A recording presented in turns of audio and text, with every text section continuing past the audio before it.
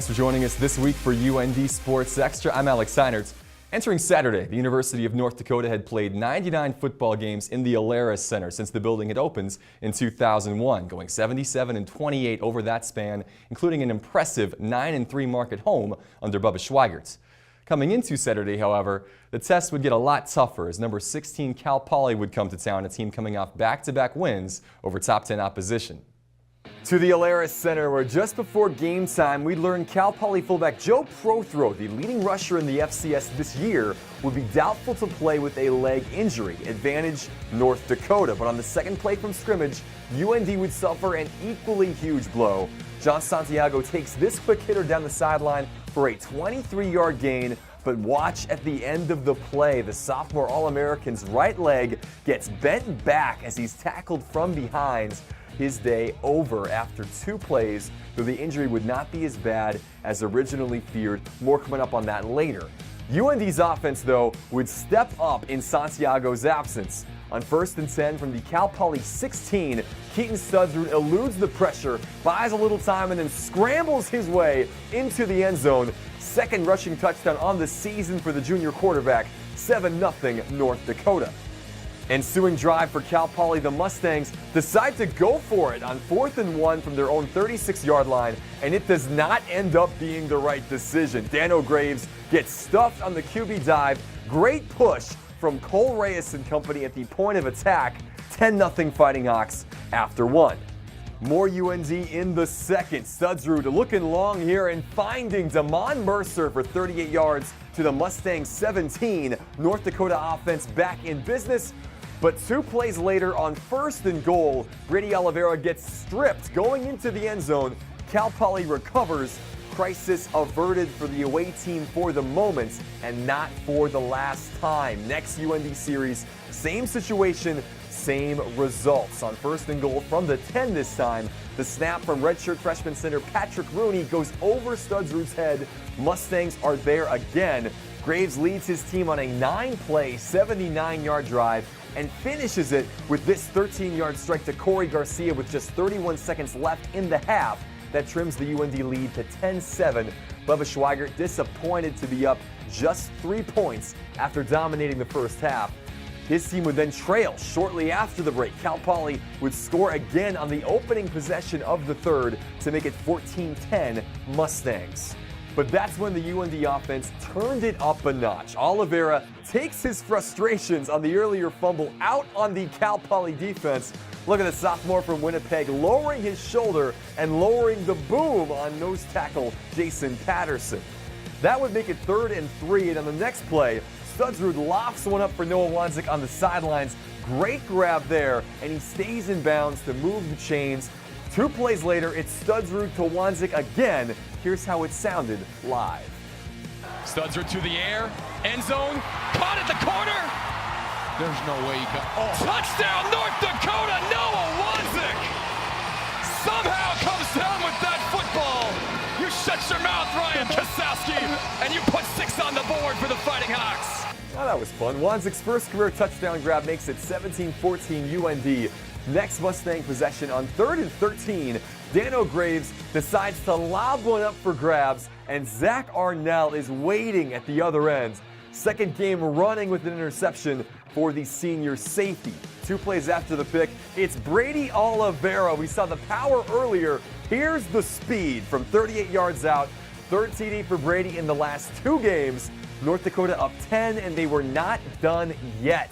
After a Cal Poly field goal to open the 4th, Studsrud takes advantage of a blown coverage to find Luke Stanley, and Stanley takes care of the rest. 74 yards to the house. The longest career pass play for Studsrud, longest career reception for Stanley, and it is 31-17, all North Dakota, but lots of fight left in the Mustangs though. With just over 4 minutes to play, Graves finds Carson McMurtry from 25 yards out for their second touchdown hookup of the game. Cal Poly within 7 after UND goes 3 and out. Mustangs get it to the Fighting Hawk 2-yard line, but on 3rd and goal, Graves tries to force one in for the tie, and Torrey Hunt is there. Second game in a row with a pick for the redshirt freshman.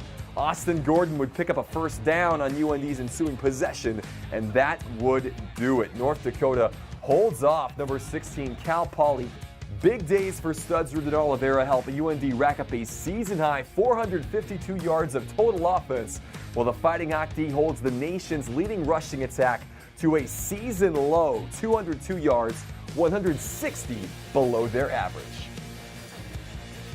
Offensively, we put some drives together.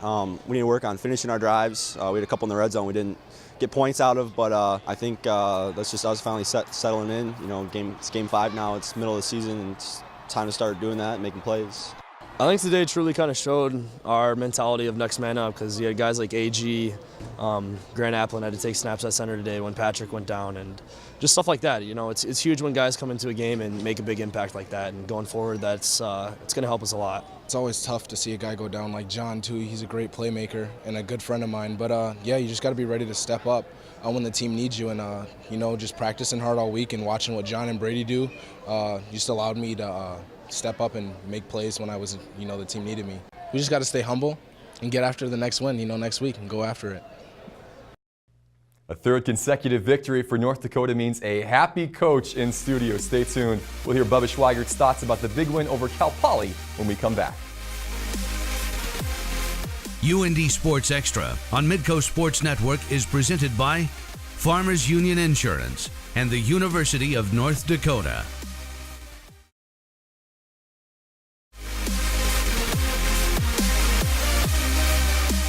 Back. We're joined now by North Dakota head football coach Bubba Schweigert, who saw his team improve to 3-2 on the season and 2-2 in Big Sky play. A nice 34-27 win over a ranked opponent this past weekend. Another one-score game, just another one that you guys are able to pull out, though. Third straight in the end. You guys find a way to get the job done in the end. Yeah, I was really proud of our players and staff, the way we prepared for this opponent. Difficult team to prepare for, and they were red hot coming into the game, and thought we got off to a really good start, with the exception of some turnovers when we were going into score. We played a really solid first half until late in the half, but found ourselves ahead at halftime.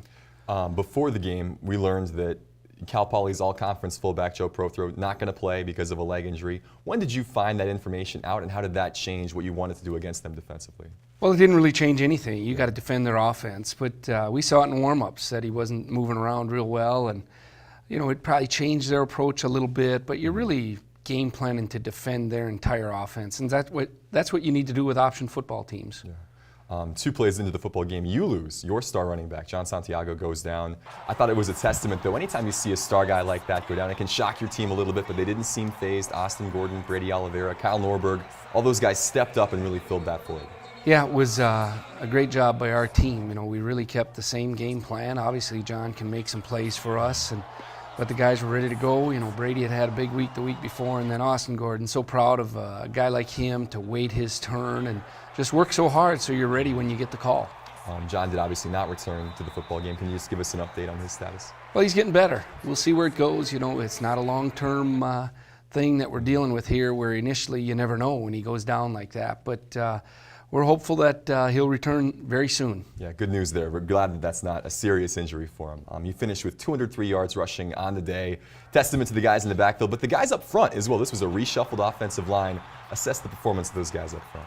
Well, we thought it was our best performance of the year with the guys up front and offensively. We really, you know, did a good job in pass protection, and in the run game we got a body on a body and gave our guys room to run, and you know, and really had good balance for the first time this year, which was great to see.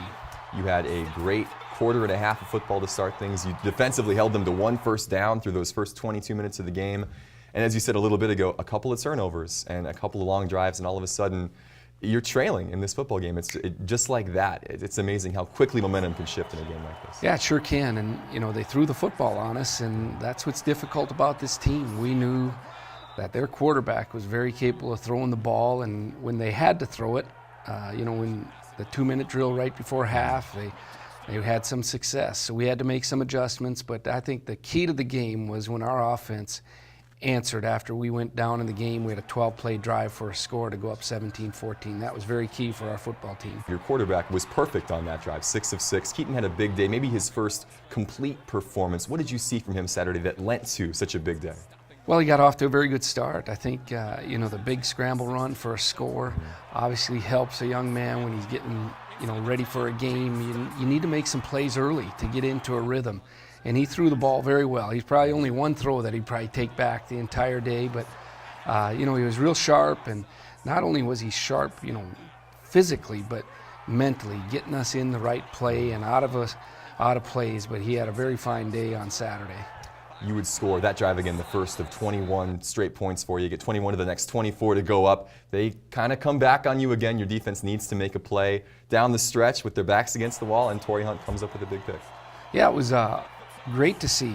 Once again, we get down in there and our guys just believe they can get it done. And Jake Disterhop gets in the QB's face and forces him to throw it a little bit quicker than he'd like. And Torrey's on the spot and makes the play and gets down for the touchback, and then we were able to run out the game. You get the big win over a ranked opponent. Now you turn your sights on the road again. Sacramento State, a team that you guys haven't faced since 2013. A team that's 1-4 on the year, but each of those games, aside from one or two, have been very close. Talk about the opposition in the Hornets this week that you face.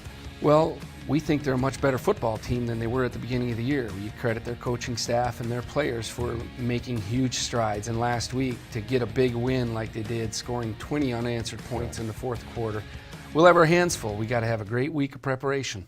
It is an 8 p.m. Central Time start, so hopefully, Bubba, you can catch some winks on the plane back. It'll be a late flight, but best of luck. We'll talk about it with you next week. All right, we're looking forward to it. Cool, thanks again, Bubba. When we come back, one of Bubba's best on defense, making an impact this year when we didn't think his career was maybe going to continue. We'll have Zach Arnell's story coming up after the break.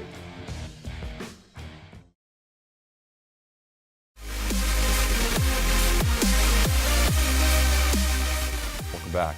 Well, just like in life, there are no guarantees in football. Careers all too often end long before they should, a scenario that was very much in play in the case of Zach Arnell. The senior safety suffered a gruesome ankle injury a season ago, putting his career in jeopardy. But, as our Marty Mueller will show you, Zach Arnell is made of stronger stuff than most. The bus rides are always just quiet, everybody's in their zone. You pull up and just getting off the bus, the stadium was just rocking. The fans were saying all kinds of stuff to us, and then that whole thing happened. It wasn't for sure that he would ever put on a football helmet again, to be honest with you. I looked back, and my foot was pointing the other direction.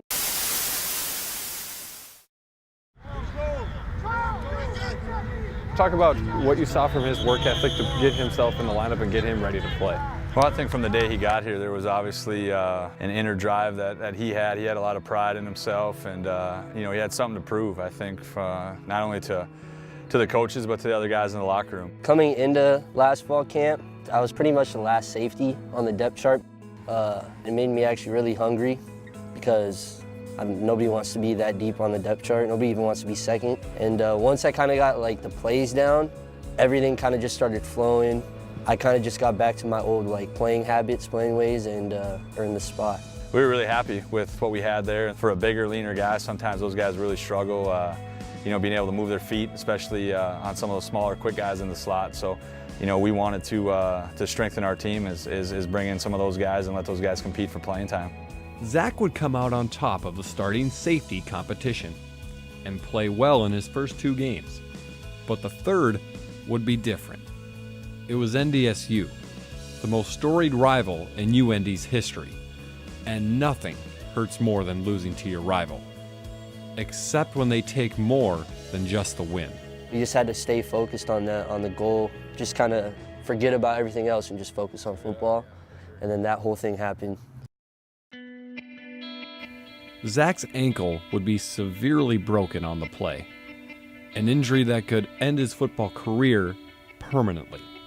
I just remember, talking to Zach that night and talking to some of our people, and there was a lot of guys that had a lot of opinions as far as, the severity of the injury and if he was ever going to be able to play. With future unknown, he chose to press on. And even after his leg had healed, football was still in question. There's always doubts. That injury, a type of injury like that, a lot of people don't know if they can come back and play at the same type of level as they were before the injury. Those first few days he was knocking the rust off, and there was a lot of eyeballs on him to be able to see, what he was going to be able to do, and just not only the physical part, but mentally kind of where he was at as well. It was a gruesome deal as far as what happened to him, so I think that's always, when you get back on the field, he's never going to tell you that it's in the back of the mind, but I don't know how it's not. Pushing that out of his head would take an awful lot of work. Months of intense physical therapy got him to where he is now, just over a year later. And where's that exactly? How about at the crossroads of Montana State and your first career interception? He's got some toughness, there's no question about that. I think mentally and physically he's a tough guy, and just to be able to see him come back and be on the field and have some success, it was pretty special, not only to him, but I think to our entire team and also our coaches, to be able to see him make some plays on Saturday. That was probably the most emotional I've ever been. I started crying when I got off on the sideline, just because, I've never really, that's what I worked for this entire time, is for a moment like that in front of all these people. And yeah, that was pretty emotional. It was, I'll never forget that moment. Our Marty Mueller joins us now. Great story, Marty. This was a tough comeback for Zach, certainly. What about it was the most difficult for him? Well, I'm sure the physical therapy, the rehab was demanding on his body, but he said the toughest part for him was having to put in all of that work in the summer, in the fall to get ready for the season, and then to have it cut short by injury and have to sit on the sidelines and watch while the team does fairly well without him. So he said that was the toughest part, was having to watch. Yeah, tough kid, and he's been a big part of UND's success, certainly Definitely. This season. Thanks for the story, Marty. When we come back, UND Sports Extra will shift over to volleyball. Mark Pryor joins us in studio after the break.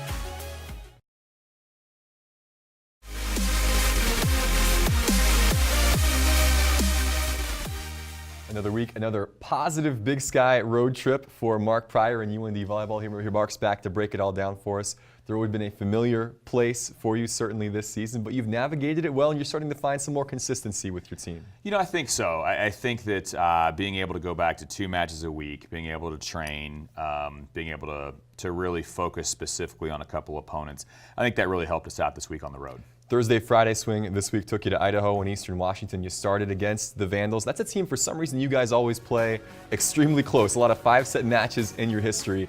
You didn't quite go 5 this time, but you're able to come out with a big close win. Right. I think it's 2 teams that have very different styles of play, and it's always a fun matchup. Their coach loves playing us. We love playing them just because it's a fun environment. They've got a great home crowd. We've got a great home crowd. So and even the kids, they always gear up. It's Idaho week. Yeah. So the usual suspects step up for you in this one. Double-digit kills for Chelsea Mosier and Faith Dooley. Sid Griffin had 45 assists. Feels like you're at your best when those girls step up. Yeah, I think so. You've got 1 fifth-year senior, you've got 2 juniors that have played a lot. I think that really helps out. We had some other kids do some really specific things during that match, but for us, Olivia Frazee stepping up and having 30 digs in that set, in that match was really, really big for us to get the W. Yeah, we'll talk more about Olivia in just a moment. You get the 4-set win there against Idaho. You move on to Cheney down the road, another close match. A couple of really close early sets in that one, 27-25, 25-22 for you. How big to get those tight ones early? It's one of the things that it's huge when you're on the road and you've got a chance to steal the first set. All that does is kind of take some pressure off you and kind of transfers it to the home team. So we talked about that this weekend, and that really helped us out. Felt like the Eagles dictated play, maybe a little bit. I think they generated 23 more kills than you did, outdug you by 6, but they committed way more errors, 41 errors to just 19. Playing clean, so important against that it's team. one of those things we've talked about, playing clean, and then we also talked about being able to win ugly. Sometimes things aren't going to go your way. 2 conference W's in a 25, 26-hour span, plus being able to go from one spot to the other. When you look at the box score, we shouldn't have won that match. There's no way. They crushed us as far as kills, but we just didn't make mistakes. And then when you don't make mistakes, you put yourself in positions to get W's on the road. Yeah, it made a big difference certainly in that match, a 4-set win. Defense, a big thing for you all weekend. Olivia Frazee, as we talked about, 56 kills over those 2 games. She was nominated and then won the Big Sky Defensive Player of the Week. It's funny for a kid that came in as a middle from Fargo Shanley that when she came in, we knew she could play, but she was kind of like a man without a country. We're like, where are we going to kind of put her? Where are we going to kind of put her? And she just kind of said one day, I really think I'm pretty good at defense. Okay, well, let's give it a shot. And we threw her over there, and she's done pretty well. Yeah, I would say so too. The redshirt freshman making a big impact for you this season. You get to come back home now, an unfamiliar place for you. Again, 12 of the last 13 on the road. 9-4 though for you over that stretch. You enter this 2-game series at the Betty in good shape, but 2 big opponents coming in, 2 10-win teams on the schedule. 2 really, really great opponents. You know, Sac State is undefeated in conference. Portland State beat Long Beach State and beat Colorado. So both of them can really, really play. It'll be nice for us to be at home. And this will have a lot to do. The next 2 weeks will have a lot to do as we finish the first half of conference for positioning come conference tournament time. A couple of big games on the way. Good luck defending the Betty. We'll talk about it with you next week. Sounds good. Thanks, Mark. Back in a moment to wrap things up here on UND Sports Extra. UND Sports Extra on Midco Sports Network is presented by Farmers Union Insurance and the University of North Dakota. Brian Nadolski and the UND women's hockey team is off to a good start this season as they pick up a win and a draw in Pennsylvania against perennial Atlantic hockey contender Mercyhurst. Game 1 Friday saw the Fighting Hawks score twice on the power play and kill off 8 penalties en route to a 3-1 victory. Goals a little harder to come by against the Lakers the following afternoon. Sophomore defenseman Anna Kilpinen scored for the first time in her UND career, while senior goalie Lexi Shaw made 26 saves to help North Dakota earn a 1-1 tie. The 7th-ranked UND women are on the road again this coming weekend, a big early season conference series against St. Cloud, while UND volleyball and soccer are both at home. Also home, UND men's hockey as Bradbury's crew opens regular season play this Friday and Saturday against 2014 NCAA tournament entrant Canisius College. We will have both of those games live for you here on Midco Sports Network.